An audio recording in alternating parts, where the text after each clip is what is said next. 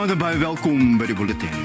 Goeienaand, die verhore voor die Menseregtekommissie gaan voort met getuienis oor die gebrek aan intelligensie-inligting steeds hoog op die sakelys. En huishoudings en sakelui hoop dat die minister van Finansies môre goeie nuus gaan hê in sy begrotingsrede.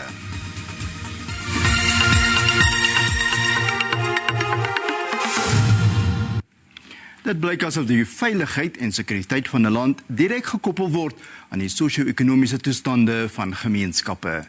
Dit het vorendag gekom uit besprekings tussen die Adjunkminister van Polisie, Cassel Mathale, en die Nasionale Raad van Provinsies.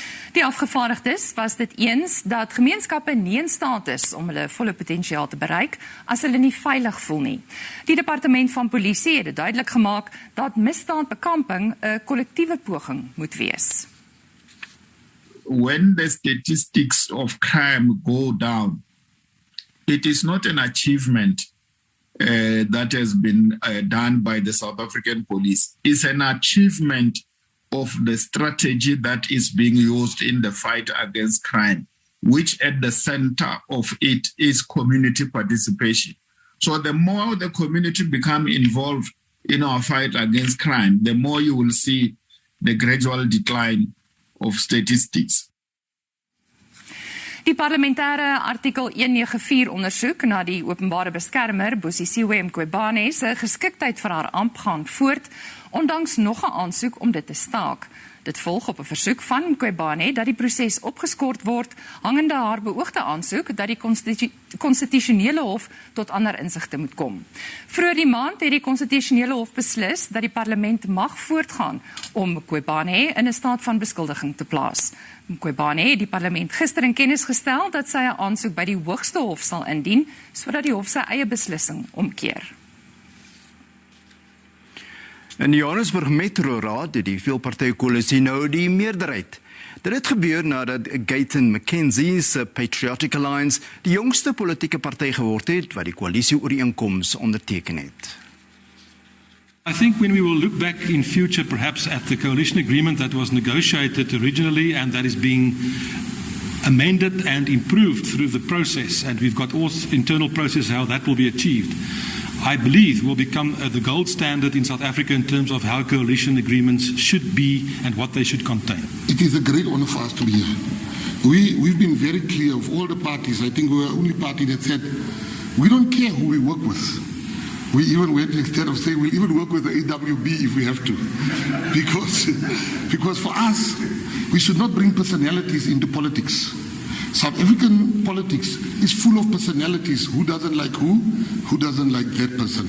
We at the PA, we want to say here today that we are very happy to be here.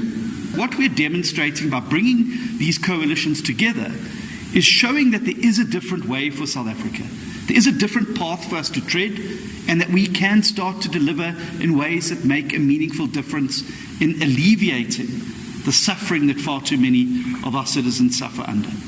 Action SA is about removing the ANC from government, because believe you me, that is enemy number one to a prosperous South Africa. We need to remove that obstacle to a better and a brighter future for our people.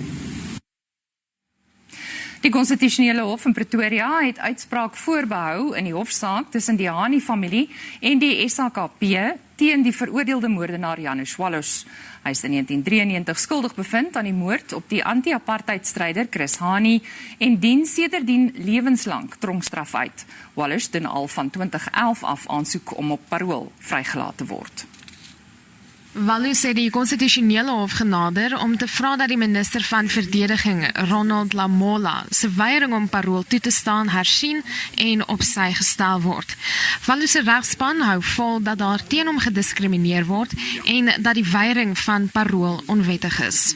I submit that this court is in fact in a better position to grant an order because of the fact that this court is not going to be under the political pressure that the minister is. I'm not going to touch on the bias aspect. We've made the point there, and we submit that the minister is always going to be under political pressure in this case.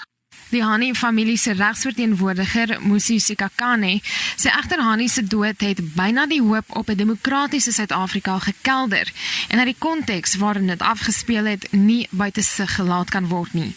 Na 29 jaar agter tralies het Walusz by monde van sy regsverteenwoordiger opnuut die Hani familie en die SABC om verskoning gevra, maar Hani se weduwee bly onbeweeglik. 20 years later, he says he is sorry. He never talked to me. He said he's sorry to you, the media. In any case, I would never forgive him. I know, there's theory, you tell us you are Christians, we are supposed to forgive. I'm human. He took my husband's life. He took the life of my children's father. Why should I forgive him?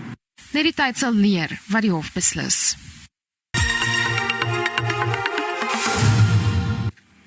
Die gewese minister van Staatsveiligheid, Ayanda Dlodlo, het beweringe ontken dat intelligensie-inligting weerhou is van staatsliggame wat die Julie onluste moes hanteer. Nagenoeg 350 mense is in die geweld en plundering dood, wat nagenoeg 'n week lank in KwaZulu-Natal en Gauteng voorgekom het. Dlodlo het aan die Menseregtekommissie se sittings in Gauteng gesê, toe sy nog by die Staatsveiligheidsagentskap was, is daar gewaarsku dat toenemende onrus besig was om die gesag van die staat te ondermyn. The Jacob Zuma matter around the Constitutional Court did not start on the day that the former president was convicted. It did not start on that day. We had been providing information to the net joints, informing them that these protests are going to come. Die Gautengse Adjunkpolisiekommissaris, generaal-majoor Tommy Mkhwebane, het ook vroeër die dag getuig dat daar geen vroeëre waarskuwing was nie. The statement you make at paragraph 6 is that there were no early warning indicators. We want to understand why that is so. As I indicated that the early warning one did not receive it prior to unrest in Gauteng, and as I outlined the structures which is in there, where we were supposed to receive, if there's any, some formal of a communication, and we have these meetings on a monthly basis, if I'm not mistaken, on the second week of the month. So if there was any, it should have been highlighted as such. And the structure which is put in place in order to source and get that information, it is there. But one really did not get the early warning in terms of the intelligence. Mkhwebane het verder getuig dat die polisie se pogings om die Julie 2021 onluste in Gauteng te hanteer belemmer is deur die uitlek van 'n belangrike operasionele dokument. Mkhwebane sê die lekkasie het die polisie genoop om die plan te onttrek wat gemik was op die hantering van onstabiliteit in dele van die provinsie. Hy sê dissiplinêre stappe is gedoen teen 'n senior lid van die polisie wat verantwoordelik gehou is vir die uitlek van die dokument wat ook buite die grense van Suid-Afrika versprei is.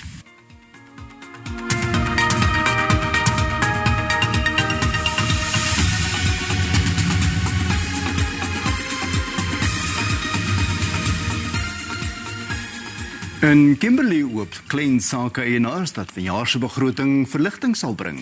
Klein, medium en mikroondernemings, sê die minister van Finansies, Banyana, moet groter bystand aan sakeondernemings verleen om hulle in staat te stel om werk te skep. Inwoners sê werkloosheid, tesame met stygende lewenskoste, is 'n groot bekommernis. Dit raak ook diegene wat afhanklik is van hul klein sakeondernemings. Inwoners sê hulle voel die knyp van 'n stadige groeiende ekonomie. Daar is hoop dat die 2022 begroting planne sal uiteensit vir werkskepping en belegging in klein, medium en mikroondernemings. If people have got no money, they will not be able to come and support us in our business. So our business have gone back since the time of COVID. People are struggling, really struggling. So I would like to also advise our government to think about having some kind of job creation. Die 36-jarige Boitumelo sê werkskepping vir die jeug moet 'n topprioriteit wees. Hy sê diegene wat hul eie besighede begin, sukkel om toegang tot finansiering te kry. Our government to give us at least a funding, smaller enough funding to keep us back on our feet, because businesses around, they are dead because of not getting any funds around there. Going back to Sombovi and those people around there, or the youth development agency, we're not getting anything as black people and as black businesses around. And for such small businesses like salons and chesanyamas and stuff, we've not been getting anything out of this. It's been bad for us, ma'am. Die Noord-Kaapse Kamer van Koophandel en Nywerheid sê die regeringsbeleid moet ten gunste van besighede wees. The reality is government is not going to solve the situation in South Africa. It's going to have to be solved from businesses, your unemployment and your electricity problems and all that. So what we're looking for is that they implement the correct policies to address all these concerns. Intussen voorspel ekonome dat die minister aanpassings aan staatsbesteding sal maak en maatskaplike toelaas effens sal verhoog.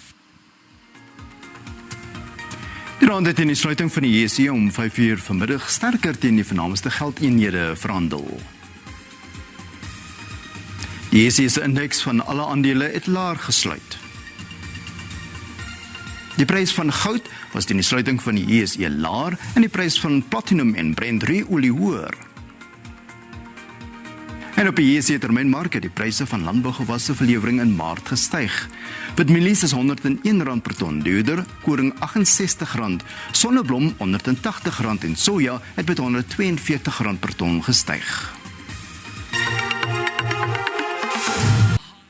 Die afrigter van die nasionale vroue sokkerspan, Desiree Ellis, het haar spelers gemaan om nie oorgerus te wees nie in die kwalifiserende wegwedstryd môre teen Algerië in die Afrika Nasiesbeker toernooi vir vroue in Algiers. Banyana het thuis 2-0 in die Orlando Stadion in Soweto geseëvier. Ellis het verwys na die tradisioneel kleiner vroue sokkerlande wat ook nou hulle stem dik maak teen die grootes. Ellis het dit al aan haar eie pas gevoel nadat haar span nie vir die 2020 Olimpiese Spele kon kwalifiseer nie. Die terugslag het gekom kort nadat Suid-Afrika die eerste keer aan die Wêreldbeker toernooi deelgeneem het. Dit was boonop 'n buurland, Botswana, wat hul drome verydel het. It has been widely documented that women's football on the continent has seen significant growth in recent years, and that has not gone unnoticed in this region. It has provided stiff competition, creating excitement in the women's game. Banyana's past dominance on the continent can no longer guarantee them easy pathway to major achievements, and it is for this reason that the Wednesday clash against Algeria will go down as one of the biggest in this campaign. We got to make sure that we put our best foot forward in the match on Wednesday to get the positive result. 2-0 is a very dangerous scoreline, you know. The next goal is the biggest goal, and we want to make sure that the next goal is our goal. Die groter spanne se witbrood is verby, nou dat al hoe meer lande sterk vroue spanne die veld instuur. Goeienaand, kom ons kyk na vanaand se weervoorspelling. Ons verwag ligte reën in die noordelike en oostelike gedeeltes van Suid-Afrika, 'n 30% kans vir reën en 'n 60% kans vir reën in die verre noorde. En dit beïnvloed Limpopo, KwaZulu-Natal, sowel as dele van KwaZulu-Natal. Dan ook mooi weer oor die sentrale en westelike gedeeltes van Suid-Afrika. Môre sal die reën steeds voortduur, nog steeds in die oostelike en noordelike gedeeltes waar 'n 30% kans bestaan. En dan is hierdie Suid-Afrikaanse Weerdiens 'n weerwaak uitgereik vir weggolfveldbrande oor die grootste gedeelte, noordelik, sentraal en suidelike gedeeltes van die Noord-Kaap. Miskolle aanlangs die kuslyn van die Wes-Kaap en die Noord-Kaap. Die temperature môre, ons kyk na Pretoria, daar sal dit 'n maksimum van 31 wees, verspreide baie en donderbaie wat ons daar verwag, ook in Bronkhorstspruit 29, gedeeltelik bewolk in Carletonville 30 en Vereniging se maksimum is ook 30 grade Celsius. Nou in die noorde van die land KwaZulu-Natal, Limpopo en die noorde Musina waar dit reënerig kan wees, 34, sonnig en gedeeltelik bewolk in Lephalale, 34, Tabazimbi 33 en meer in die suide, Bella 32 grade Celsius. Palaborwa, waar dit ook nat sal wees, 33 is die maksimum daar. Nou in Mpumalanga, waar dit redelik nat sal wees, verspreide baie en donderbaie in Emalahleni 28 grade Celsius daar. Lydenburg 27 en Ermelo 26 grade Celsius.